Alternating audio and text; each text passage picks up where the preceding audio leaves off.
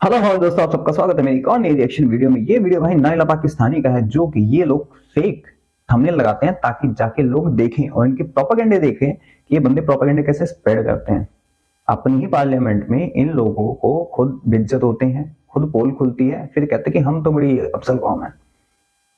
तो चलिए देखते हैं इस वीडियो के अंदर, खोलते हैं इनके धागे, क्योंकि इनके प्रोपेगेंडे कभी नहीं खत्म होते। और जिन लोगों को नहीं पता, जो लोग देखते हैं इनको सच मान लेते हैं बिना किसी रिसर्च के, उनके लिए वीडियो जरूरी है, क्योंकि इनके थंबनेल पे ना जाएं, इनकी वीडियोस पे ना जाएं, क्योंकि ये सारे प्रोपेगेंडे करते हैं। इसे कहते हैं इंफॉर्मेशन वॉरफेयर, ताकि आपको गलत इंफॉर्मेशन दी जाए। जैसे पाकिस्तान में स्प्रेड करी हुई है सारी गलत इंफॉर्मेशन, हर चीज गलत करिए, टू नेशन थ्योरी, हमने जंगे जीती, हम टैंकों के नीचे बांध बांध के लेटे, सब चूचू के मुरब्बे बनाए गए हैं। तो इस पे देखते पढ़ा लिखा बंदा, और ये नाइला पाकिस्तानी चैनल की जो शाइला खान है, मैडम पहुंची वहां पूछने के लिए, इनको हर चीज का पता है, लेकिन वहां पे बोलेंगे नहीं। तो चलते देखते इस वीडियो की तरफ, शुरू करते वीडियो बिना किसी देरी के। वीडियो शुरू करने से पहले वीडियो लाइक चैनल सब्सक्राइब कर लें, बेल आइकन दबाना ना भूलें। ऐसी और मजेदार रिएक्शन वीडियो देखने के लिए, प्रोपेगेंडा तोड़ने के लिए। साथ के अगर सपोर्ट करना चाहते हो, यूपीआई लिंक आपको डिस्क्रिप्शन में मिल जाएगा, क्यूआर कोड भी आपको मिल जाएगा। तो शुरू करते हैं वीडियो बिना किसी देरी के, चलते हैं पाकिस्तान और देखते हैं इनके प्रोपेगेंडे और तोड़ते हैं अपने तरीके से, क्योंकि लातों की भूत बातों से नहीं मानते। हेलो फ्रेंड, मैं शाइला खान और आप देख रहे हैं Naila Pakistani reaction. 27 Feb India और पाकिस्तान के बीच ये वो लम्हात थे जबकि दोनों कंट्रीज के बीच एक बहुत बड़ी जंग हो सकती थी। हम बात कर रहे हैं अभिनंदन की। ये वो दिन है जिस दिन पाकिस्तान ने इंडिया के एयरक्राफ्ट को गिराया और उसके बाद एक मीम वायरल होती है कि चाय कैसी थी, तो अभिनंदन थैंक यू। आपने जो रास्ता अपनाया है, आपने अपनी बर्बादी देखी है। was fantastic। लेकिन इसके पीछे बैकग्राउंड क्या है? पाकिस्तानी एयरफोर्स और इंडियन एयरफोर्स का आज ही हम कंपैरिजन करने वाले हैं। बात है जी 2019 की, Balakot air strike and Pulwama attack से ये कंट्रोवर्सी इंडिया और पाकिस्तान के बीच शुरू होती है। और उसके बाद ही हम देखते हैं कि अभिनंदन का जहाज जो है हमें कश्मीर के एरिया में मिलता है। और उसके बाद ही इमरान खान उस वक्त वजीर आजम होते हैं और वो कहते हैं कि हम अभिनंदन को रिलीज करते हैं।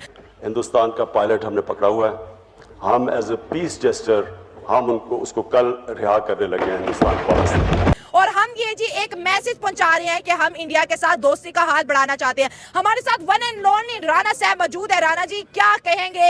ये जो 27 को हुआ, पाकिस्तानी एयरफोर्स और इंडियन एयरफोर्स का ये भी कहना है कि हमने पाकिस्तान के F-16 गिराए, लेकिन आज तक वो F-16 किसी ने नहीं देखी। अमेरिका ने भी इसको जी कंफर्म नहीं किया। ये इतना बड़ा दिन जो कि जंग होने से बच गई, क्या कहेंगे? देखिए, पाकिस्तान के बारे में ना, पाकिस्तान और इंडिया के बारे में अक्सर कहा जाता है पाकिस्तान ने 3 जंगें तो आपस में लड़ी हैं। हाँ। एक 1948 की, एक 1965 की और एक 1971 की। लेकिन उसके बाद 2 लम्हात ऐसे आए हैं जब पाकिस्तान और इंडियन फोर्स जो है वो आई टू आई थे। हाँ। कि एक 3 जंगे लड़े बेटा, 4 जंगे लगे, 47, 65, 71, 99 कारगिल। और हर बार धोखा तुम लोगों ने करा है, हर बार चीटिंग, पीठ में छुरा भोंका तुम लोगों ने। मतलब कुछ भी बोलते हो। और जो तुम्हारा F-16 था ना, जहां पे स्ट्राइक हुई थी, वहां पे तुम्हारी आर्मी ने ना किसी को जाने नहीं दिया। और यूएस ने इसको कंफर्म पता क्यों नहीं करा? क्योंकि F-16 को एक सुखोई ने पेल दिया जो इतने साल पुराना था, तो उसकी बेइज्जती होती। कोई F-16 फिर लेता नहीं कि भाई सुखोई ने पेल दिया उसको। आगे बात समझ में? तुम लोगों ने वहां जाने तक नहीं दिया था किसी को। अभी भी वहां पे कोई जा नहीं सकता भाई। तुम्हारे जब ये तुम्हारा 9 मई हुआ था ना, उसमें तुम्हारे फाइटर प्लेन जला दिए गए थे, उसका मलबा भी तो नहीं दिखा कहीं। 85 हमारे पास एयरक्राफ्ट है, तुम्हें पैसा मिलता है, वहां से आते हैं, तुम्हें यूएस से एड आती है। अभी $397 मिलियन मिलिट्री एड तुम्हें देने जा रहा है यूएस, भिखारियों। और मुझे पता वो मिलिट्री एड में लगना नहीं है। मतलब सोच समझ के बोला करो थोड़ा। और तुम्हारे इतना दम है ना, तो बोलो कि वो जगह फ्री करो, वहां जाने दो, हमें वहां की वीडियो बनाने दो, हमें वहां की रिपोर्टिंग करने दो। क्यों तुम पीओके में जाके वहां पे रिपोर्टिंग नहीं कर सकते प्रॉपर्ली? क्यों लतियाए जाते हो? दूसरे के बिल्कुल आमने से। 2002 में थे जब यहाँ पे पाकिस्तान में परवेज मुशर्रफ की हुकूमत थी। 4,50,000 ट्रूप्स जो थे इंडिया की तरफ से, हाँ। और 3,20,000 ट्रूप्स जो थे पाकिस्तान की तरफ से बॉर्डर पे थे। और आई टू आई थी दोनों फोर्सेज के। उस वक्त जंग का ऐसा माहौल बना हुआ था कि लगता था कि कभी भी ओपन वॉर जो है वो स्टार्ट हो जाएगी। उस वक्त अटल बिहारी वाजपेयी जो उनकी गवर्नमेंट थी, उस वक्त भी बीजेपी की हुकूमत थी इंडिया में। उसके बाद फिर क्या हुआ कि अमेरिका की इंटरवेंशन हुई, अमेरिका और यूनाइटेड नेशन ने इंटरवीन किया, और पाकिस्तान जो था, उस पाकिस्तान और इंडिया एक बहुत बड़े नुकसान से बच गया। दोनों में आप देखें, जब ओपन वॉर स्टार्ट होती है तो हम ये नहीं कह सकते कि हु विल विन। ये भी गलत बताया इसने। झंडू ने 99 में हुई थी, तो तुम्हारे ना ऐसे लंका लगी थी ना, तुमने अपने आर्मी के बंदे लेने से मना कर दिए थे। 2000 ठुक गए थे। तुम्हारा मुशर्रफ भगा था, जॉर्ज बुश के पास था, क्लिंटन था। क्लिंटन था शायद, वहां में भगा था और वहां से जब फोन किया था ना अटल बिहारी वाजपेयी जी को कि जन रोक दो नहीं तो ये न्यूक्लियर अटैक कभी, कह रहा कि अटल बिहारी जी ने एक ही शब्द बोला था, हमारा एक जगह जाएगा लेकिन कल का सूरज पाकिस्तान नहीं देख पाएगा। अटके 4 हो गई थी। तुम्हारे प्रोपेगेंडे ना, तुम्हारे वीडियोस खुद बताते हो यार, तुम्हारे बंदे खुद बताते हैं। जैसे मुशर्रफ को वो नवाज शरीफ वहां गया, मुशर्रफ यहाँ से चला, देखो देखो बहुत कौन है, हम तो जीत रहे थे, घंटे जीत रहे थे तुम जाहिलो। मतलब प्रोपेगेंडे देखो, पढ़े लिखे हो कम से कम, और शायद तुम्हें पता नहीं इस चीज का, इस पे वीडियोस करी है तुमने भाई, और नवाज शरीफ ने एक्सेप्ट कराई। देखो कि हमने पीठ में छुरा भूका। वाजपेयी साहब लाहौर तशरीफ लाए, याद है या नहीं याद है? याददाश्त कमजोर है ना आपकी? तो तशरीफ लाए और हमसे आके यहां पे मुआहदा किया।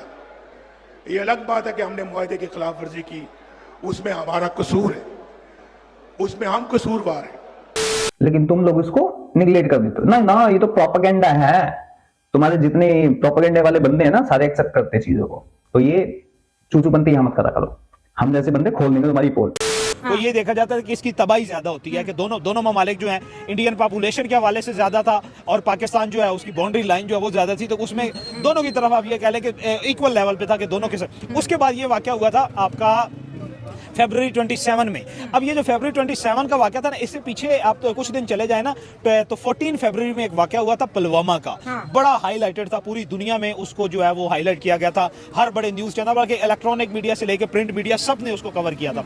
वो ये था कि पुलवामा एयरबेस थी, इंडियन ऑक्युपाइड कश्मीर जो है, ये जो इंडिया के हिस्से का कश्मीर है, जिस तरह हम लोग उसे इंडियन ऑक्युपाइड कश्मीर कहते हैं, वो हमारे कश्मीर को जो है पाकिस्तान ऑक्युपाइड कश्मीर कहते हैं। वहां पे अब वहां पे कुछ मिलिटेंट ग्रुप जो उनके पुलवामा एयरबेस थी उनकी, उस पे हमला हुआ था।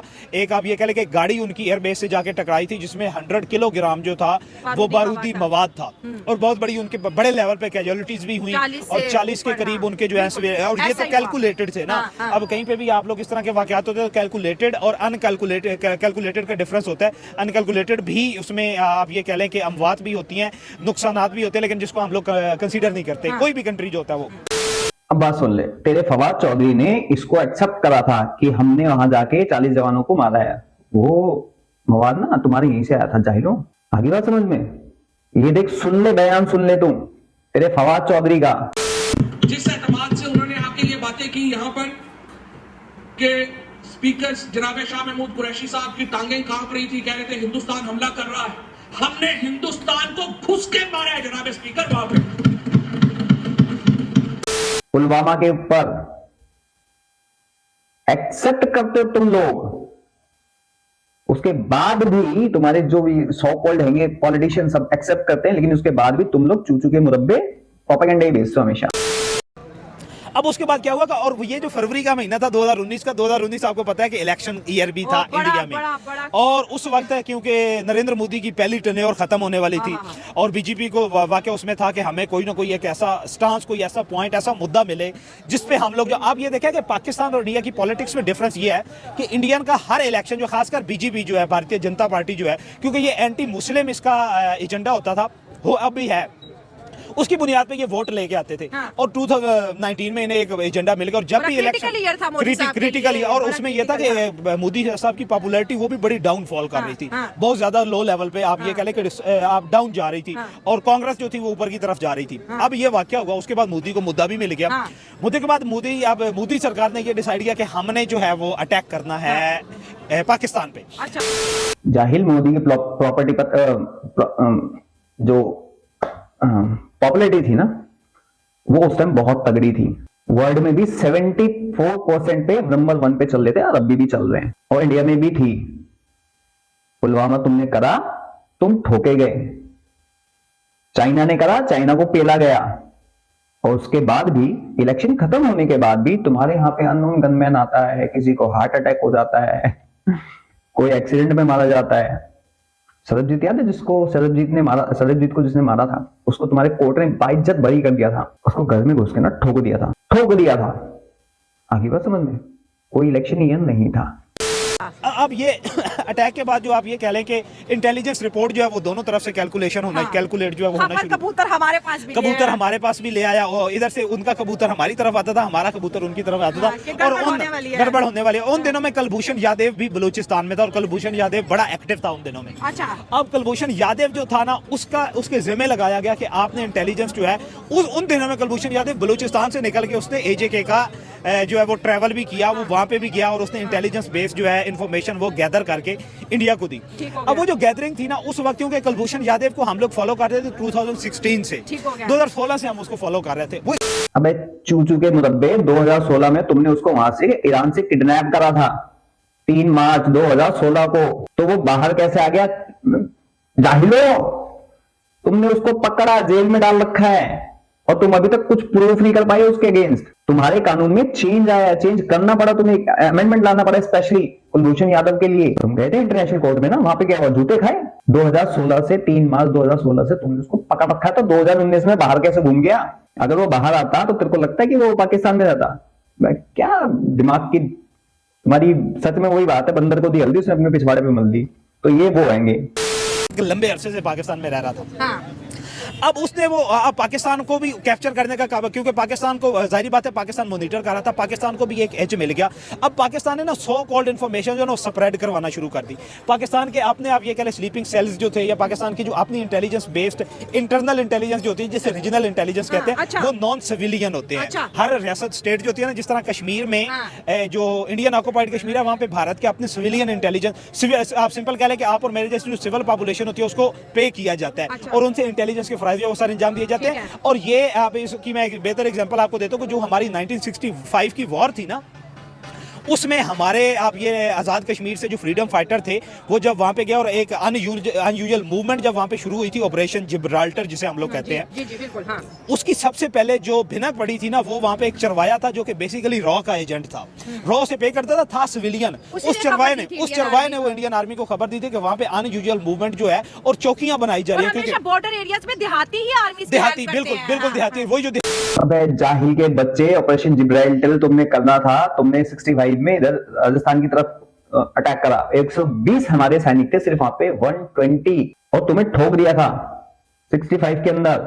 और वहां पे भी फिर आर्मी पहुंच गई थी, वहां पे कोई चरवाहा नहीं था, वहां पे पता लग गया था। और एक जो चरवाहे को पता लगा था ना 99 में जब तुम लोग चढ़े थे कारगिल पे, तो उस चरवाही ने देखा था, उसने जाके आर्मी को बताया था कि साहब ऐसी ऐसी बात है।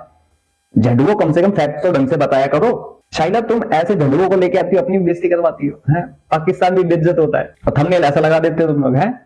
अब थोड़ा रीजनेबल लगाओ, थोड़ा रीजनेबल लगाओ, अच्छा लगाओ, जो फैक्ट है उस पे लगाओ। तुम लोग अलग ही भाई, अलग ही चलता है इनका। एक हमारा वो विक्रांत गुप्ता यहाँ से गया हुआ जो कह रहा लाहौर कुछ कुछ दिल्ली जैसा, कुछ कुछ दुबई जैसा है। वाह। अच्छा, फिर थोड़ा मैं बाहर निकला तो मैंने देखा यार तो दिल्ली जैसा भी है।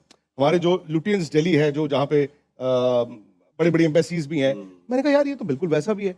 बट मैंने ये देखा कि अमृतसर से बड़ा है बहुत, दिल्ली से छोटा था। हाँ, ये तो मिक्स ऑफ टू सही है। जैसे मैंने ये सुना था कि कराची बॉम्बे की तरह है, मैं जब कराची गया तो मैंने कहा यार ऐसा तो नहीं है, कराची कुछ बॉम्बे की तरह, कुछ दुबई की तरह भी है। जी अच्छा, हाँ। ये किसी दूसरे कराची गए? नहीं, वो 2006 का दुबई, 2006 का कराची। ये क्लिफ्टन साइड घूमेंगे। यस। कौन से नशे वशे कर लिए भाई जाके वहां पे? तुमने कोई नशे वशे जो ये करते तुमने भी वो कर लिया नशे? इनके फैक्ट्स भाई साहब सोच नहीं सकते आप लोग। 99 के अंदर जब तुम्हारा मुशर्रफ ना चढ़ रहा था वहां पे, तो चरवाही ने देखा था, उसने जाके बताया था। ढंग से फैक्ट्स चेक कर लिया करो, उसके बाद मुंह खोला करो, नहीं तो ऐसी बेइज्जत होगी बेटा। आती थे वही थे। अब इसी तरह ना पाकिस्तान जो था, पाकिस्तान ने अपने जो आप ये कह लें इंटेलिजेंस थी, उससे कुलभूषण यादव को ये फीड करवाना शुरू कर दिया और उन्हें वीक पॉइंट बनाना शुरू कर दिया कि ये जो पॉइंट्स है ना ये वीक है। अब कुलभूषण यादव जो है वो काउंटर जैश ए मोहम्मद, अब उन्होंने कहा कि जैश ए मोहम्मद जो है ना, अब जैश ए मोहम्मद ही कंसीडर की जा रही थी पुलवामा अटैक में, उसकी कॉन्ट्रीब्यूशन 80% ली जा रही थी। अब वो जो इन्फॉर्मेशन दे रहे थे, जो इंटेलिजेंस दे रहे थे, वो आप ये कह लें कि रिकाउंटेड इन्फॉर्मेशन थी कि हम लोग ही फीड कर रहे थे। थे, पाकिस्तान ही फीड कर रहा था, जिसको वो गैदर कर रहा था। और आप ये कह लें कि उस वहमो गुमान में भी नहीं था कुलभूषण जाधव, क्योंकि वो खुद एक ट्रैप में है। अच्छा। अब वही इन्फॉर्मेशन जा रही थी। अब कुलभूषण जाधव ने बताया कि एजेके के पास ये वाला एरिया जो है ये वीक पॉइंट है, यहाँ पे आप ये कह लें कि आप ये कि जैश मोहम्मद के और जो अड्डे हैं और यहाँ पे जो उड़ा दो। अच्छा, और यहाँ पे इंडिया तक पहुंच गई। अच्छा, अब ये इन्फॉर्मेशन जो कि यहाँ पे आपने अटैक करना अच्छा, है। अब इंडिया के पास ये जब इन्फॉर्मेशन पहुंच गई और इंडिया के पास बहुत बड़ा, और इसे फिर उन्होंने रीवेरीफाई किया। हाँ। और रीवेरिफिकेशन उन्होंने रीजनल बंदों से करो। अनफॉर्चुनेटली उन रीजनल बंदों तक भी इन्फॉर्मेशन यही पहुंचाई गई थी, गलत जैश मोहम्मद है। और यहाँ पे एक आप ये कह लें कि एक सॉफ्ट टारगेट है और एक हार्ड कैजुअलिटीज जो है वो मिलेंगी इंडिया को। और इंडिया के पास एक बहुत बड़ी फेस सेविंग होगी। ठीक है। अब इंडिया ने डिसाइड कर लिया, इंडिया आ गया। अब इंडिया ने डिसाइड कर दिया। अब इंडिया ने डिसाइड क्या किया कि इंडिया ने कहा कि हमने एयर स्ट्राइक करनी। इंडिया ने एक पहले स्मॉल एयर स्ट्राइक की, एक अपना एक या दो, एग्जैक्टली मुझे याद नहीं है, एक या दो एयरक्राफ्ट भेजे उन्होंने अपनी स्ट्राइक करने के बाद वो वापस चले गए। जब इंडिया ने देखा कि कोई अनकैलकुलेटेड एक दो मिलिट्री में ना दो अटैक की ना दो फॉर्म्स होती हैं, कैलकुलेटेड और एक अनकैलकुलेटेड। कैलकुलेटेड अगर आपको रिटेलिएशन कहीं से मिलती भी है ना तो उसको दूसरी कंट्री जो कंसीडर नहीं करती। इन्होंने बल्कि पाकिस्तान उसमें कैलकुलेटेड जो है रिटेलिएशन वो भी ना की। आप ये कह लें कि पाकिस्तान सोया रहा, इंडिया आया, पाकिस्तान सोया रहा, बम गिरा के चला गया। अब उन्होंने कहा कि हम दोबारा स्ट्राइक करते। उस बाद उन्होंने 7 एयरक्राफ्ट जो इंडिया बड़ा हजूम लेके 7 ले गया कि अब वो जो पॉइंट उन्होंने बताया उसमें कुछ भी नहीं था। अच्छा। उसमें जिस तरह इंटेलिजेंस में होता है ना, घास फूस डाल के और कुछ मट्टी के और कुछ उन्होंने वो घरौंदे से बना के ना उन्होंने कहा कि इसके अंदर डेमो बना दिया। इस तरह जिस तरह सेकंड वर्ल्ड वॉर में ना हिटलर के खिलाफ जो है वो जर्मनी ने बनाया था। अच्छा, फिर अब वो बना दिया। उसके बाद अब जो है वो इंडियन अटैक शुरू, Indian force Balakot, Indian air force. अब जब इंडियन एयरफोर्स ने अटैक किया, सेम अटैक के टाइम पे पाकिस्तान ने इंडिया में अटैक किया। पाकिस्तान ने सच सेम जब वो एंटर हुए, अब वो एंटर हुए तो उन्हें इस बात का अंदाजा नहीं था कि हमारे अटैक के बाद पाकिस्तान जो है वो अटैक करेगा। लेकिन पाकिस्तान ने एट द सेम टाइम, और उस वक्त प्राइम मिनिस्टर ने कहा कि हम रिटेलिएशन का सोचेंगे नहीं, रिटेलिएट करेंगे। और इमरान खान साहब ने कहा, उन्होंने फौरन रिटेलिएट। अब फौरन रिटेलिएशन में इन्होंने इंडियन एयरबेस के बिल्कुल करीब 500 मीटर के करीब जाके, क्योंकि ये ओपन वार का खतरा दोनों को था, पाकिस्तान ने भी कैलकुलेशन की थी, दोनों न्यूक्लियर पावर थे, दोनों बॉर्डर पे ओपन वार, और बहुत बड़ा एरिया, छोटा एरिया नहीं है। अब ये कह लें कि 2200 से 2500 किलोमीटर का। इलेक्शन में खड़े थे, उन्होंने भी कुछ बड़ा ही करना था। इलेक्शन में भी खड़े थे। पाकिस्तान ने इस बात को भी कंसीडर करना था, अगर इस तरह की कोई ओपन वार की झड़प भी शुरू हो जाती है तो मोदी की जीत जो है वो तो कंफर्म हो जानी थी। मोदी की जीत कंफर्म हो जानी। अब पाकिस्तान ने अब वो अटैक करने के बाद फिर उन्होंने दोबारा, जब उनका एक एयरक्राफ्ट वहां से वापस किया ना, अब इन्होंने अपने रडार जो है एक्टिव कर दिए। जो ही आपके एयरक्राफ्ट इंडिया के जो है वो पाकिस्तान में एंटर हुए, इन्होंने अपने जो है काउंटर कर दिया, एक्टिव कर दिया। इन्होंने एक अभिनंदन का त्यारा पाकिस्तान की सरजमीन पे गिरा दिया। दूसरे को इन्होंने डैमेज किया जो कि फॉर्चुनेटली इंडिया की सरजमीन पे ही जाके गिरा। अब उसके जो 2-3 पायलट थे वो भी उधर ही गिरे, वहां पे कुलभूषण जाधव जो है वो पकड़ा गया। अब उसके बाद पाकिस्तान ने अब इंडिया को अपने शशपंज में पड़ गया कि अब क्या हो क्या गया है। अब चू के मुरब्बे, मतलब इसने बंदे ने कहानी ऐसे बुंदी पूरी की पूरी। तेरे आईएसआई की इतनी तगड़ी इंटेलिजेंस है तो तालिबानियों के अटैक क्यों नहीं रोक पा रहा? तेरे आईएसआई की इतनी इंटेलिजेंस है तो जो अननोन गनमैन है ठोके जा रहा है, तुम्हें ठोके जा रहा है, उसको क्यों नहीं रोक पा रहा? इतनी तगड़ी तुम्हारी नंबर 1 आईएसआई नंबर 1 आर्मी है तो क्यों किडनैप हो जाते हैं? घास फूस रखी थी तो घास फूस को दिखाना चाहिए था ना तुम्हें। तुमने जो MiG-20 गिरा वहां पे, तुमने उसकी फटाफट उसकी रिकॉर्डिंग दिखा दी, तुमने चला दी, लेकिन वो नहीं दिखाया कि भाई यहाँ पे हमला हुआ था। और चूचू के मुरब्बे 2 हुए थे, एक में बंदे गए थे और एक में एयरक्राफ्ट गया था, एयर स्ट्राइक करी थी। आगे बात समझ रहे? और जब ये पुलवामा हुआ था ना, तुम्हारी आईएसआई को बुलाया था कि पकड़ो ही नहीं, जब तुम्हारी आईएसआई झुंझुना बजा दी थी ना तब हमने पेल दिया था। तो चूचू के मुरब्बे कुलभूषण यादव 2016 से जेल में है पाकिस्तान की। अब कौन से मतलब नशे करते भाई तुम हैं? कौन से नशे करते सस्ते भाई? पाकिस्तान को चौड़ी नशे चलने हैं, बच के रहना, कोई जाना वाना मत। एक बंदा गया था, उसका दिमाग खराब हो गया, कराची को दुबई से कंपेयर करने लग गया वो। My God. और इंडिया में कहां पे गिरा था ये बताना मुझे बेटा। इंडिया में अगर ऐसा होता है ना तो तुम्हारे चीथड़े उड़ जाते हैं। और तुम्हारा F-16 जो गिरा था ना, क्यों यूएस ने काउंटिंग नहीं बताई? क्यों तुमने काउंटिंग नहीं दिखाई? दिखाते ना तुम अपना, दिखाते तुम्हारा JF-17 F-16 की भाई हमारे ये खड़े, हमारा एक भी नहीं गया। हमने तो खुला बोला कि हाँ हमारा एक। हम तुम लोगों की तरह प्रोपेगेंडा नहीं करते ना, खुल के बताते हैं, सबूत दिखाते हैं। सबूत का है हमारे पास? महीनों तक जहां स्ट्राइक करी गई थी बालाकोट में, वहां पे महीनों तक कोई भी नहीं गया था वहां पे, और अब भी शायद वहां पे कोई जा नहीं सकता है। तो झंडुओ, पहले अपनी आर्मी से पूछ लो। क्योंकि इंडिया वो इंक्वायरी शुरू हो गई। अब उसके बाद पाकिस्तान ने फिर दोबारा स्ट्राइक की वहां पे। अच्छा। दोबारा पाकिस्तान ने स्ट्राइक करके ना दोबारा फिर जो एयर बेस थी उसके आसपास इन्होंने और सिविल पॉपुलेशन को छोड़ के, जहाँ पे आप ये कह लें कि जहाँ पे भी आपके मिलिट्री बेसेस होती हैं वहाँ पे आपके पास एक खुला वाज़ेह एरिया होता है। कोई भी स्टेट जो होती है, कोई भी मिलिट्री स्टेट जो होती है, अब इन्होंने दोबारा वहाँ पे अटैक किया। उस अटैक के बाद इंडिया को भी समझ आ गई कि अब ये अगर यहाँ पे अटैक हो सकता है तो एयर बेस के ऊपर भी अटैक हो सकता है। कुलभूषण याद है आपके पास, अभिनंदन जो है उन्होंने जब निकलने की कोशिश की उन्हें समझ ही नहीं लगी। उन्हें उस वक्त भी ये समझ लगी कि हम मैं इंडियन अपने कश्मीर पे जो है। अभिनंदन बोलते हैं कि मुझे मेरा जो वो एक उनके पास रेडियो होता है, मुझे पता ही नहीं चला मैं कब इंडिया की सरहद क्रॉस करके पाकिस्तान में जा हाँ पहुंचा। बिल्कुल, क्योंकि ना बाउंड्री लाइन थी। अब पाकिस्तान ने वहाँ पे क्रॉस हो सिग्नल, गई पाकिस्तान ने अभिनंदन से। अपने सिग्नल जैम कर दिए थे। अच्छा। पाकिस्तान ने अपने रेडियो के, अपने इंटरनेट के सिग्नल वहाँ पे जैम कर दिए, इतनी क्योंकि smart इतने planning। आप ये कि ना पाकिस्तान ने तो पहले प्लानिंग की हुई थी ना। अब देखें कि आप एक कंट्री ने जो इन्फॉर्मेशन फीड की, दूसरा कंट्री ब्लंटली उसी पे चल रहा है, तो उन्होंने अपने जैम अपनी, आप ये कह लें कि पाकिस्तान ने अपनी इंटरनेट वहाँ पे जैम कर दिया, अपने सिग्नल्स, अपनी सारी आप ये कह लें कि सैटेलाइट चैनल जितने भी थे वो सारे। अब उसे ये लगा जहाज में कि मैं तो इंडिया में गिरा हूँ, वो फ्री हो गया। जब वो नीचे गिरा है तो उसके बाद उसे अंदाजा, और गिरने के बाद भी उसने वहाँ पे जय हिंद का नारा लगाया। अभिनंदन ने, आपने देखा कि उन्हें जय हिंद का नारा, जब उसने जय हिंद का नारा लगाया उसके बाद इंडिया ने वहाँ पे जो पाकिस्तानी कश्मीरी लोग, तो उन्हें पता ही था इंडियन है, इकट्ठे हो गए, आपने वीडियोस वो देखे, फिर उन्होंने वहाँ पे उसको पकड़ लिया। पकड़ने के बाद फिर जिस तरह सिविल पॉपुलेशन आपको पता ही है जिस तरह तशद्दुद करती है, वो तो किस्मत अच्छी थी कि वहाँ पे, क्योंकि पाकिस्तान ऑलरेडी वहाँ पे अपनी डिप्लॉयमेंट भी चल रही थी, पाकिस्तान का सर्विलेंस ऑपरेशन जो है वो भी चल रहा था। फिर पाकिस्तान के ऑफिसर जो है वहाँ पे पहुंच गए, उन्होंने वहाँ पे उनको जो है वो सेव कर लिया, सेव करके फिर उनको सेफ हाउस में जो वो लेके। अब मैं चू के मुरब्बे कहाँ करी थी तुमने अपना F-16 भेजा था ना जब, तो उसका पीछा करते हुए अभिनंदन आया था।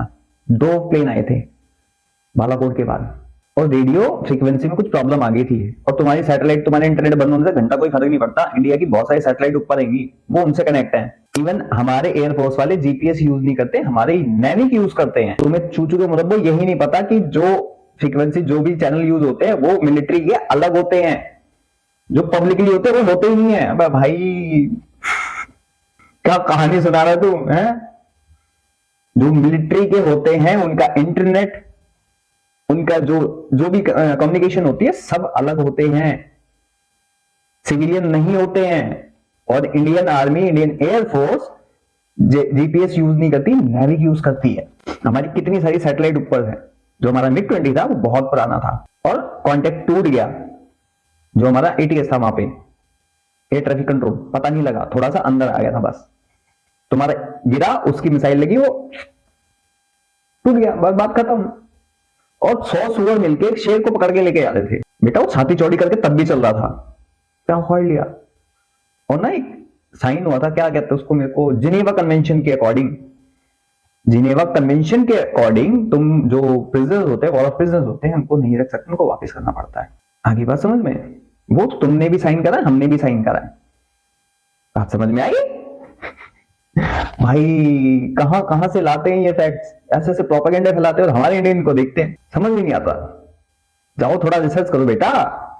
आज भी बालाकोट के अंदर जहां पे स्ट्राइक हुई थी, वहां की कोई वीडियोस नहीं दिखती हैं, कोई वीडियोस नहीं दिखती हैं। 2 स्ट्राइक, 2 करी थी, एक जमीन पे करी थी, एक स्ट्राइक करी थी, ठोक के आ गए थे। भाई साहब कहां से लाते इतना प्रोपेगेंडा?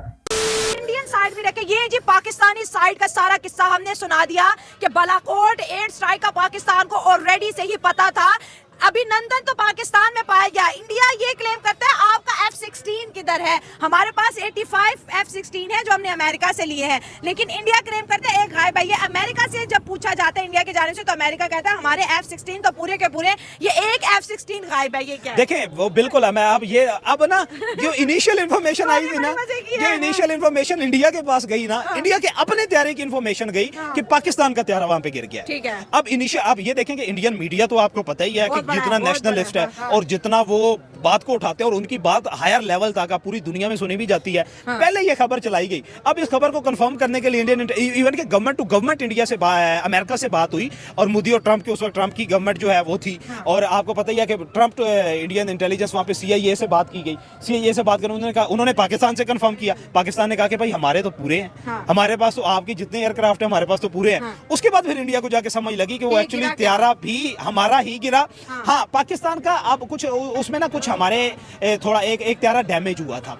उसके डैमेजेस जो थी ना, डैमेजेस के कुछ पार्ट्स अगर आप वो कह लें कि वो आउटसाइड द बॉर्डर जाके गिरे, जिसको उन्होंने जो कंसीडर कर लिया, लेकिन इंडिया का पूरा त्यारा वो गिर गया। अब पाकिस्तान जो काउंटर किया था ना F-17 से किया था, पाकिस्तान ने F-17 भी यूज किए थे, F-17 यूज किए थे। अब पाकिस्तान ने जब अपना मौकफ ये रखा कि तो हमने तो यूज ही 17 किए हैं, आप 16 कहां से ले रहे हैं। उसके बाद फिर खबर की जब तस्दीक हुई तो उसके बाद इंडिया को समझ आ गई, फिर इंडिया ने जो है ना पीस प्रोसेस की तरफ आया इंडिया, फिर बातें ये होना शुरू हो गई। और दूसरी बात यह है कि एक तो जब आपका कोई इंटेलिजेंस बेस आपका ऑफिसर पकड़ा जाता है ना, ऑफिसर था अभिनंदन, बिल्कुल अभिनंदन तो आपका ऑफिसर था ना उनकी नेवी का, लेकिन ये पकड़ा गया था ओपन अटैक में। ओपन अटैक में जब भी आपकी मिलिट्री या स्टेट्स में कहीं पे भी लोग पकड़े जाते हैं, ऑफिसर पकड़े जाते हैं या जवान पकड़े जाते हैं, तो एक जेनेवा कन्वेंशन अकॉर्ड है, उसमें सारे सिग्नेटरी द 195 कंट्रीज जो उन्हीं रूल्स को फॉलो करते हैं, जो कि यूनाइटेड नेशन की भी मेंबर है। यूनाइटेड नेशन में 7 कंट्रीज ऑब्जर्विंग स्टेट्स भी हैं, लेकिन 195 जो वो कंफर्म है। अब हर कंट्री जो है, पाकिस्तान होगा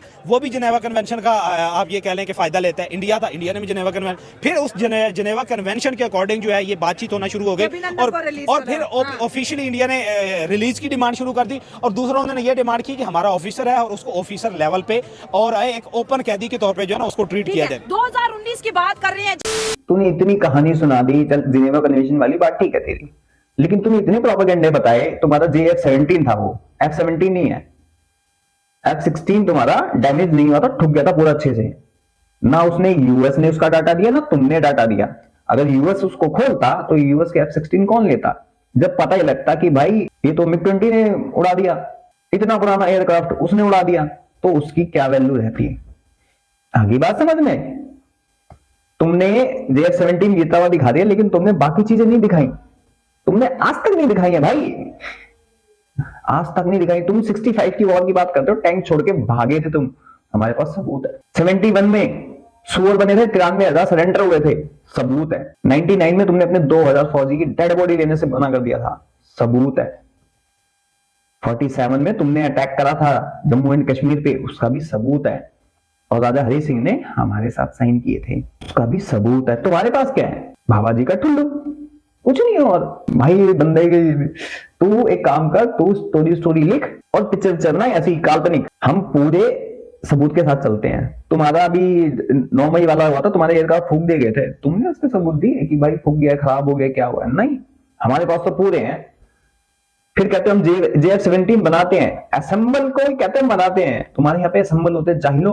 और जो अभी क्या नाम है, तुर्की से बात हो रही कान की, वो भी तुम असेंबल ही करोगे, वो भी तुम असेंबल ही करोगे, क्योंकि तुम्हारी औकात बनाने की नहीं है। और तुम्हारा इंटेलिजेंस बेस, तुम्हारी इतनी सिक्योरिटी है, तो ब्रह्मोस गई थी तब तुमने क्या उखाड़ लिया था बे?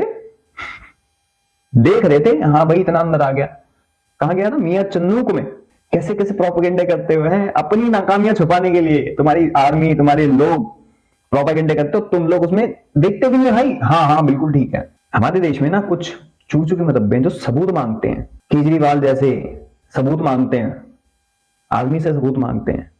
जब आर्मी का जवान शहीद होता है तब सबूत नहीं मांगते कि भाई उसको पैसा मिला नहीं मिला, क्या हुआ। एक साला कोई जाके वहां पे देखता तक नहीं है, सबूत की बात करते हैं। मतलब इस चूतिए को वहां पे पहले जाएगा, वहां पे वीडियो बना के लेके आया कि ये देख सबूत है, आर्मी वाला हमारा है, चाहे वहां पे मारा जाए वो। मतलब दूसरी टेरिटरी में जाके बंदा वहां पे ठोक रहा है उनको, और इन चूतियों को सबूत चाहिए। 25 से 26 अननोन गनमैन ने ठोक दिए हैं, मिल गया सबूत, मिला सबूत। और तुम्हारी इंटेलिजेंस इतनी ISI इंटेलिजेंस है तो आज तक उसको पकड़ क्यों नहीं पाई? तालिबानियों को कुछ उखाड़ क्यों नहीं पाई? TTP का कुछ उखाड़ क्यों नहीं पाई? BLO वालों का कुछ उखाड़ क्यों नहीं पाई? है बे, तुम्हारी नंबर 1 आर्मी, तुम्हारे कर्नल जनरल किडनैप कर लिए जाते, तुम्हारे पुलिस वाले उड़ा दिए जाते हैं, तब तुम्हारी इंटेलिजेंस कहां जाती है? फीड कब करवाते हो? किसको करवाया फीड? सुअर बना के रखा हुआ तुम्हें इस टाइम पे, तब तुम्हारी फीड कहां जाती है भाई साहब? प्रोपेगेंडा देखो इनके। हम 27 फरवरी में आज मौजूद हैं और ये आज का दिन इंडिया हो या पाकिस्तान हो, बालाकोट को इंडिया याद करेगा और पाकिस्तान नारे लगाएगा जी अभिनंदन के। अगर हम बात करें 2019 में मोदी साहब को 2 एडवांटेज हुए, एक तो बालाकोट एयर स्ट्राइक के बाद इलेक्शन जीते, और दूसरी सबसे बड़ी विक्ट्री जो उन्होंने वादा किया था, अगर मुझे 2019 में दोबारा गवर्नमेंट मिलती है तो मैं कश्मीर से आर्टिकल हटाऊंगा। उन्होंने वो हटाया भी, लेकिन एक बात यहाँ पर आ जाते जिसपे आज भी पीटीआई को यहाँ पर बहुत ज्यादा ट्रोल किया जाता है कि खबर आई थी, फोन आया था मोदी साहब का कि 8 बजे से पहले पहले अभिनंदन को छोड़ दो वरना बॉर्डर पे फौजें आने वाली है। इस चीज को लेकर सरफराज अयाज ने भी ट्रोल किया कि माथे पर पसीने थे, जनाब की टांगे कांप रही थी और कह रहे अभिनंदन को रिलीज करने वाले हैं। इमरान खान कहते हैं कि भाई किसी प्रेशर में नहीं, आर्मी ने तो अपना काम कर दिया, लेकिन हम एक पीस के तौर पर जो है उनको रिलीज करें। अब ये कंट्रोवर्सी क्या थी? देखिए बिल्कुल, जो आपके पास है, आपके पास होते हैं ना जंगी कैदी होते हैं, हाँ। या आप लोग ओपन अटैक के दौरान जिसको पकड़ते हैं। अब मिलिट्री ने तो डिफेंड किया, हाँ। मिलिट्री का काम था डिफेंड करना। मिलिट्री, पाकिस्तान की मिलिट्री ने नो डाउट के आउटस्टैंडिंग डिफेंड किया, हाँ। लेकिन अब आ गई गवर्नमेंट टू गवर्नमेंट लेवल। अब बात आ गई गवर्नमेंट टू गवर्नमेंट। अब government to government no doubt इसमें कोई शक नहीं है हाँ। कि गवर्नमेंट ने भी वीकनेस दिखाई थी। हाँ। पाकिस्तानी गवर्नमेंट ने भी उस वो वक्त इंडिया से वॉर नहीं करना चाहते थे। वीकनेस, हाँ, उसमें ओपन वॉर जो है यहाँ अफोर्ड पे नहीं मतलब कर हम वीक पड़ गए। हाँ, अफोर्ड नहीं कर हाँ, सकते थे। हाँ। और उसमें एक प्रेशर जो है वो यूएस की तरफ से भी आया और नरेंद्र मोदी ने बड़ा ब्लंटली यूएस से डिमांड की, और फिर यूएस ने भी इसी तरह से डबल पावर के साथ पाकिस्तान की सिविल गवर्नमेंट से जो है वो डिमांड की, क्योंकि जाहिर बात है उस वक्त पाकिस्तान की जाहिर बात है मिलिट्री तो गवर्नमेंट के अंडर ही आती है। फिर पाकिस्तान ने जो है वो डिसाइड किया कि हम अभिनंदन को छोड़ेंगे। मिलिट्री तुम्हारी गवर्नमेंट के अंदर आती है या गवर्नमेंट तुम्हारी मिलिट्री के अंदर आती है? अबे भाई साहब, तुम्हारा जो बाजवा था ना, टैंकों में तेल नहीं है, हम वॉर नहीं कर सकते, 100 साल का पीस एग्रीमेंट साइन करेंगे। तुम्हारे बाजवा ने खुद बोला था, तुम्हारी औकात नहीं थी। और तुम्हारी जो पॉलिटिक्स है ना, वो तुम्हारे आर्मी के अंडर आती है, ना कि आर्मी तुम्हारी सिविलियन गवर्नमेंट की। बात समझ में आ गई? तुम लोगों को पता है लेकिन भौंकोगे नहीं, क्योंकि सॉफ्टवेयर अपडेट होने में टाइम नहीं लगता ना। ठीक है। उसके बाद दूसरा हाँ, मेन हाँ, मुद्दा, अब ये जिस तरह आपने कहा ना 370, हाँ। और इसके छोड़ने के बाद अब जिस तरह नरेंद्र मोदी ने आर्टिकल 370A, जो कि एक सेपरेट स्टेटस देता था, जिस तरह हमारे यहाँ जीपी है ना गिलगित बल्तिस्तान, एक सेपरेट स्टेटस। या जिस तरह एजे के हमारे पास अभी भी सिर्फ खारजी अमूर और डिफेंस हमारे पास होता है, यानी कि फॉरेन अफेयर और डिफेंस हमारे पास है, बाकी सारा जो उसका सेपरेट इंटरनल स्टेट सारी है। ये वही डिमांड थी जो कि 1971 में बांग्लादेश हमारे से करता था, जो अबे चूचू के मुरब्बे 370 और 35A, वहां पे ना सीएम बनते थे। जम्मू कश्मीर में सीएम होते हैं, तुम्हारे यहां पे प्रेसिडेंट होता है। डिफरेंस क्योंकि हमारे साथ साइन किया गया था, जो बाकी रियासतों ने जिस डॉक्यूमेंट पे साइन किया था, दादा राजी सिंह ने भी उस पर साइन करा था। बात समझ में आ गई? स्पेशल स्टेटस इसलिए दिया गया था ताकि भाई इनको चीजें सस्ती मिले। जो चीज यहाँ पे महंगी है ना दिल्ली के अंदर, वो वहां पे सस्ती मिलेगी, क्योंकि वहां पे कोई चीजें नहीं होती हैं, पहाड़ी इलाका है सारा। और 370 और 35A हटाने के बाद भी अभी भी वहां पे ये चलता है। बात समझ में आ गई? इसके बाद वहां पे तब भी हम कॉलेजेस बनाए थे, मेडिकल कॉलेजेस से, हॉस्पिटल से, एयरपोर्ट से। और 370 हटाने के बाद तो फिर धड़ाधड़ काम होना चालू हो गया स्पीड से, क्योंकि इसकी वजह से काम वहां पे नहीं हो पा रहा था। झंडुओं, तो तुम्हारे यहाँ पे प्रेसिडेंट अलग है, उसका बजट अलग डिसाइड होता है, तुम लोग उसकी सिक्योरिटी देखते हो। तुम्हारा गिलगित बल्तिस्तान जो तुम कहते हो ना तुम्हारा है, घंटा तुम्हारा नहीं है। थोड़ा फैक्ट्स पढ़ लिया करो, देख लिया करो, सुन लिया करो, फिर प्रोपेगेंडा चलाते रहते हो हमेशा, जब देख रहे हैं ऐसे ऐसे ऐसे। तरमीम में हमने सूबों को भी काफी दे दी। अब ये जो बात थी ना, अब उसके बाद क्योंकि जब अभी नंदन उन्होंने वापस ले लिया, तो नरेंद्र मोदी का सीना जो है जय जयकार हो गई, उसका सीना और चौड़ा हो गया। उसको अभिनंदन को वापस लेने के बाद वो इलेक्शन भी जीत गया। इलेक्शन जीतने के बाद फिर जाहिर बात उनके सामने बहुत बड़ा चैलेंज था उसके, उस पर फिर उन्होंने 370 आर्टिकल खत्म करके बाकायदा उसको अपना एक सेपरेट प्रोविंस के तौर पे कश्मीर को जो है वो कंसीडर अपना हिस्सा बना लिया। और उसके बाद अब ये दोबारा बहुत बड़ी फेलियर था। हाँ, जी, ये फेलियर नो डाउट कि उस वक्त नो डाउट के गवर्नमेंट को ट्रोल किया। देखिए जिस गवर्नमेंट के दौर में भी हुआ, गवर्नमेंट तो रिस्पॉन्सिबल थी। अगर अभिनंदन को ना छोड़ा जाता, तो अगर अभिनंदन को ना छोड़ा जाता तो मोदी को वो एज ना मिलता इलेक्शन विक्ट्री का जो मिला। और उसकी अगर इलेक्शन विक्ट्री ना होती तो 370 आर्टिकल कांग्रेस ने खत्म नहीं करना था, क्योंकि कांग्रेस जो थी, कांग्रेस इस हद तक आप ये कह लें कि सख्त अज़ाइम नहीं रखती थी कश्मीर के बारे में, जिस तरह भारतीय जनता पार्टी रखती है। यहाँ पर अगर हम पाकिस्तानी, मेरे समझ में नहीं आता, ये लोग पता नहीं कौन से चूरन नशे वशे करते हैं भाई। कौन से नशे करते हो तुम लोग? तुम जम्मू कश्मीर को पीओजे से कंपेयर कर रहे हो। वो इंडिया का हिस्सा पहले भी था, है, रहेगा, और जो पीओजे है ना उसको भी हम ले लेंगे, टेंशन मत लो बेटा। और नहीं छोड़ते ना तो तुम्हारा याद सादिक था ना, 9 मिसाइलें रात को 9 बजे अटैक हो जाएगा।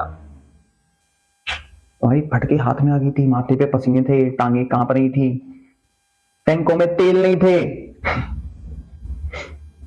तब तुम्हारी फटके चार हुई थी। तुम्हारा इमरान खान उस मीटिंग में आया ही नहीं था। तुम्हारा वो था ना फॉरेन मिनिस्टर, कोई था, क्या नाम है उसको, भूल गया मैं। कहता छोड़ दो, बहुत हो गया, बहुत रख लिया तुमने, छोड़ो उसको, नहीं तो हमारी मान ली जाएगी। अब अभिनंदन की क्या बात करते हैं। मुझे याद है शाह महमूद कुरैशी साहब उस मीटिंग में थे जिसमें प्राइम मिनिस्टर साहब ने आने से इनकार कर दिया और चीफ ऑफ आर्मी स्टाफ तशरीफ लाए। पैर कांप रहे थे, पसीने माथे पे थे और हमसे शाह महमूद साहब ने कहा, फॉरेन मिनिस्टर साहब ने, कि खुदा का वास्ता है अब इसको वापस जाने दें, क्योंकि 9 बजे रात को हिंदुस्तान पाकिस्तान पे अटैक कर रहा है।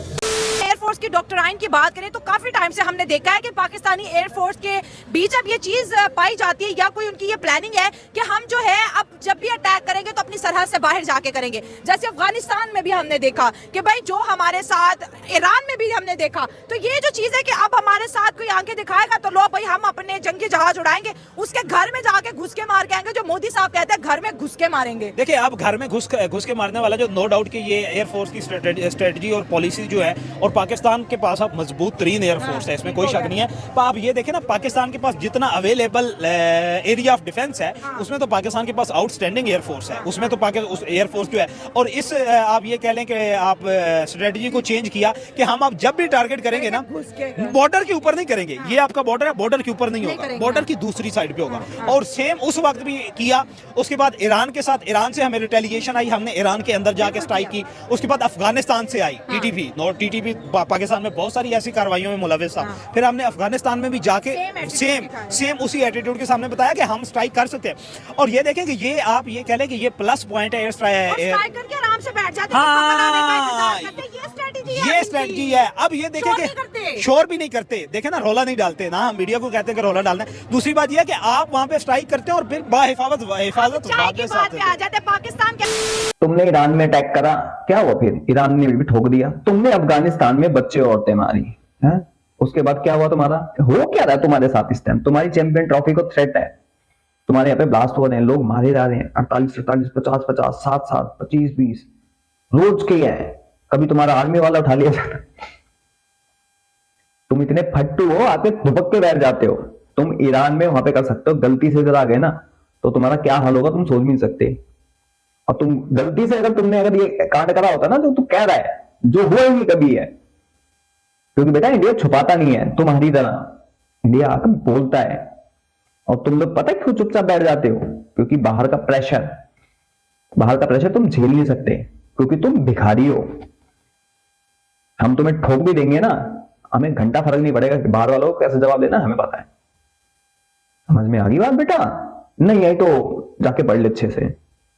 हमने उस टाइम भी करा, पीस जैसर दिया, घंटे का पीस जैसर दिया, फटके हाथ में आ गई थी तुम्हारी। और तुम लोग कहते हैं कि बालाकोट में हमारा हाथ नहीं था, तुम्हारा फवाद चौधरी तुम्हारे पार्लियामेंट में बोलता है इसको। तुमने कांड करा, हमने तुम्हें 2 जगह ठोक दिया अच्छे वाला। तो तुम्हारी मिलिट्री टेररिस्ट, और ये यूएन में बोल दिया गया है। आगे बात समझ में? हमने अभिनंदन को बड़ा हाई प्रोटोकॉल दिया, उधर से इंडिया का भी प्रेशर था। लेकिन ये चाय वाली जब बात करते हैं तो इंडिया आगे से कहता है तो फिर 1991 भी याद कर लो। 1971 की बात करते हैं। 1971 की बात करते हैं। देखें 1971 में ये था कि आप एक सेपरेट पीस ऑफ लैंड था। हमारी सरहद, जमीनी सरहद नहीं मिलती थी, हमारी फिजाई सरहद, बॉर्डर का बहुत बड़ा 2500 किलोमीटर का एक वास्ट बाउंड्री थी, और उसमें इंडिया ने बाउंड्री भी बंद कर दी थी। तो इस तरह की सिचुएशन सुपर पावर के पास भी आए ना, तो सुपर पावर भी डिफेंड नहीं कर सकता। लेकिन अब हमने क्या कि गुड विल जेस्चर, और जो हमने हमारी पाकिस्तान आर्मी ने जो प्रोटोकॉल दिया उनके ऑफिसर को, इसको रिकॉग्नाइज करना चाहिए। और हमने जब पूछा कि हाउ वाज द टी, तो आपके अभिनंदन ने खुद रिकॉग्नाइज किया था, टी वाज फैंटास्टिक। तो इसका मतलब, और जो आपने उसके बाद आपने डॉक्यूमेंट्री देखी, आपने शॉर्ट्स देखे अभिनंदन के, उन्होंने कहा कि पाकिस्तान मिलिट्री ने बड़ा प्रोफेशनल बिहेव किया हमारे साथ, और मुझे बड़ा प्रोफेशनल तरीके से मुझे उन्हीं प्रोटोकॉल्स के साथ रखा जो प्रोटोकॉल्स मैं इंजॉय करता था, डिजर्व करता था, जो सेम प्रोटोकॉल मैं इंडिया में एंजॉय करता था या उसमें डिजर्व करता था। और ये एक आप ये कह लें कि गुडविल जेस्चर था। अब गवर्नमेंट का फेलियर था। अब तुम्हारा गुडविल जेस्चर पता क्यों था? तुम्हारे टैंकों में तेल नहीं थे, लड़ने की औकात नहीं थी, और तुम्हें पता था कि अगर तुमने अभिनंदन को नहीं छोड़ा तो जो सामने वाला बंदा बैठा वो पागल है। वो तुमने ये सोचा था, जैसे 2011 में हुआ था, 26/11 करा था तुम लोगों ने, जो तुमने ये सोचा कि वैसे ही होगा, लेकिन इस बार तुम्हारी फाड़ दी गई अच्छी वाली। तुम्हारी तरफ मिसाइलें तैनात थी, फटके 4 हो गई थी। Goodwill gesture. और 71 की बात कर रहा है तू है, चल 2500 किलोमीटर के वहां 65 में क्या हुआ था, 99 में 98 99 में क्या हुआ था, तुम्हारा सुअर बना दिया था मार मार के हैं। 47 में क्या हुआ था, जब इंडियन आर्मी वहां पहुंची तो तुम्हारे कबायली जो थे भाग लिए वहां से। भाई साहब ऐसे डिफेंड करते हैं लेकिन सोचते नहीं है। तुम्हारे 2000 जो जवान थे फौजी, तुमने उनको लेने से मना कर दिया था, चाहिए। तुम्हारा एक फौजी था, उसको हमने मेडल दिया था। और आज भी 91 की वॉर की वीडियोस जाके देख ले, सॉरी 99 की वॉर की वीडियोस जाके यूट्यूब पे पड़ी हुई है, जो तुम्हारे प्रिजनर्स ऑफ वॉर थे। इंडियन फौज वापस चला गया, पोस्ट पर कब्जा नहीं किया।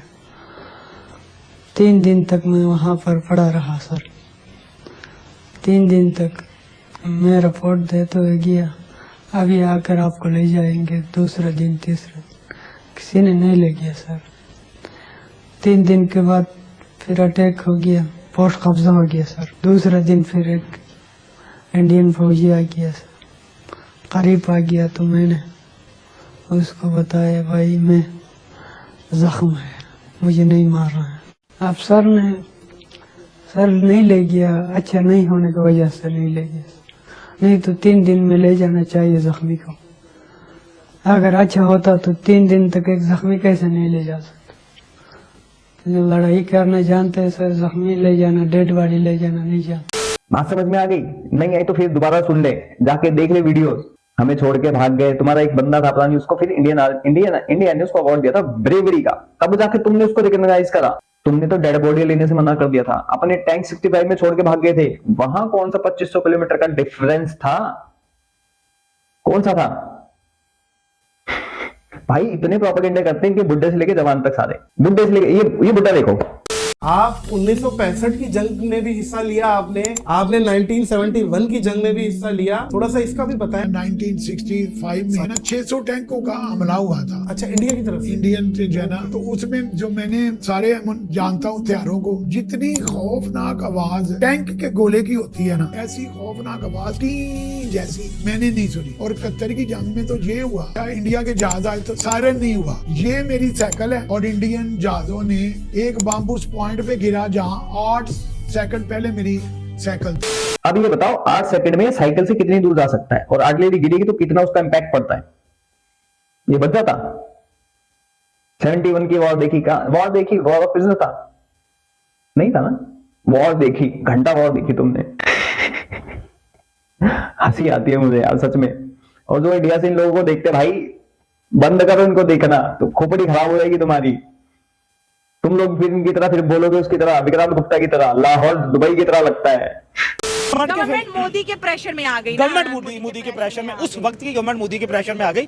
गवर्नमेंट में और मिलिट्री का जो फेलियर होता है ना, उसको आप लोग सेम कंपैरिजन नहीं करते। गवर्नमेंट हर जगह पे गवर्नमेंट जो होती है, गवर्नमेंट वीकनेस में भी चली जाती है, और गवर्नमेंट जो है अबव द बोर्ड भी चली जाती है। अबव द बोर्ड जहाँ पे गवर्नमेंट चले, क्योंकि मिलिट्री को तो अपना नाप तोल होता है ना, पाकिस्तान की मिलिट्री को अपना नाप तोल पता है, इंडियन मिलिट्री को अपना नाप तोल पता है कि अगर हम लोग ओपन वॉर की तरफ जाएंगे तो we will face the consequences for beyond the border. हमें बियॉन्ड द बॉर्डर कॉन्सिक्वेंसेज जो है वो फेस करने पड़ेंगे। और सिर्फ ये पाकिस्तान और इंडिया में नहीं होगा, ये हमसाय ममालिक जितने होते हैं उनकी तरफ भी चला जाएगा। बिल्कुल। अब ये मामला अब अगर इंडिया की बात करें तो इंडिया का डिफेंस भी पाकिस्तान से बहुत बड़ा है, इंडिया के पास एयरफोर्स भी पाकिस्तान से बड़ी, इंडिया का डिफेंस बजट पाकिस्तान से 5 गुना जो है बड़ा है। लेकिन अभिनंदन इस वाक्य के बाद इंडिया में हीरो माने जाने लगे कि पाकिस्तान गए, पाकिस्तान इनको रिलीज किया, मोदी के 8 बजे की वार्निंग और पाकिस्तान गवर्नमेंट का फेलियर। दोस्तों ये स्टोरी है जी 27 फेब की पाकिस्तान साइड से। अब इंडियन साइड से क्या है वो आप कमेंट्स में जरूर शेयर करें। उम्मीद करते हैं कि आज का प्रोग्राम राना इंडियन साइड की मैं टैग कर दूंगा इसे,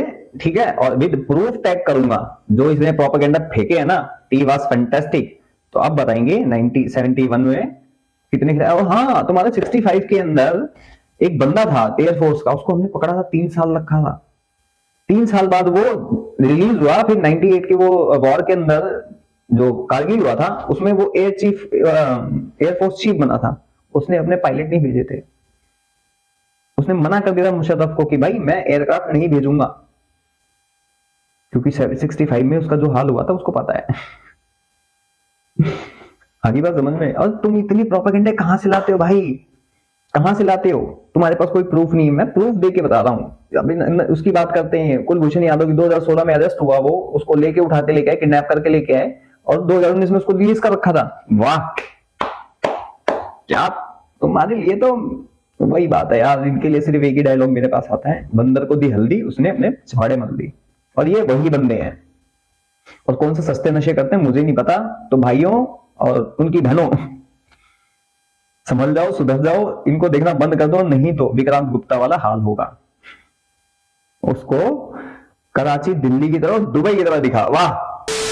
जैसे मैंने ये सुना था कि कराची बॉम्बे की तरह है, मैं जब कराची गया तो मैंने कहा यार ऐसा तो नहीं है, कराची कुछ बॉम्बे की तरह कुछ दुबई की तरह भी है। जी अच्छा, हाँ। ये किसी दूसरे कराची गए। बाकी आप सब क्या कहना चाहते हैं इस वीडियो के बारे में, इनके प्रोपेगेंडे के बारे में कमेंट सेक्शन में जरूर बताएं। बाकी मैं चलता हूं, मिलता हूं आप सबको किसी और वीडियो में, तब तक के लिए जय हिंद, जय भारत।